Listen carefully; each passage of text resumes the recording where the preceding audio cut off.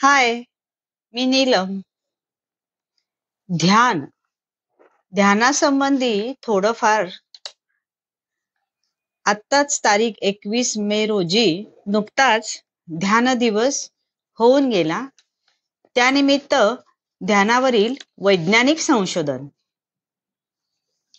गेल्या 50 वर्षात जगातल्या अनेक शास्त्रज्ञांनी ध्यानावर प्रयोग करून त्याचे शरीर व मनावर होणारे फायदे दाखवून दिले आहेत.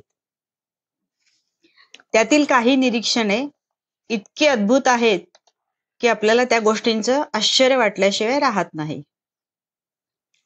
रक्तातील लॅक्टेट रसायनचं प्रमाण कमी होतं आणि म्हणून काळजी चिंता कमी होते.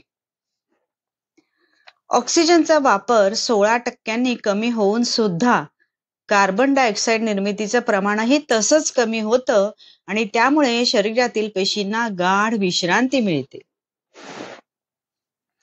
नाडीचे ठोके कमी होऊन श्वासोश्वास सहजतेने मंदावतो, म्हणून मज्जातंतू संस्थेला आराम वाटतो आणि हृदयावरील ताण कमी होतो.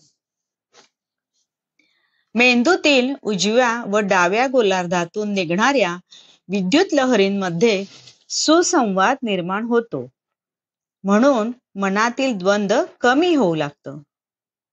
मेंदूच्या मागच्या भागापासून पुढील भागापर्यंत अल्फा लहरी पसरू लागतात आणि त्यामुळे विचारधारा स्पष्ट होतात. अल्फा लहरींचं प्रमाण वाढल्यानं मनःशांती आणि आराम मिळतो.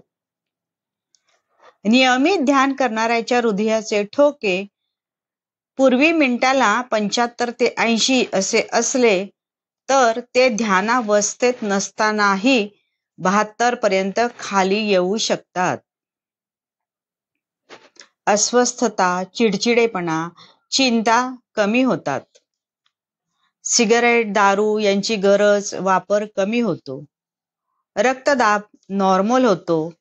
रोगप्रतिबंधक शक्ती वाढते.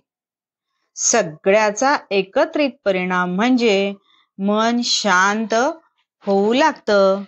म्हणूनच आपण स्वतःशी असणारा हा सुसंवाद, ही मनःशांती, हे ध्यान हे केलेच पाहिजे. तेव्हा ते करा आणि त्याचा आनंद लुटा. धन्यवाद.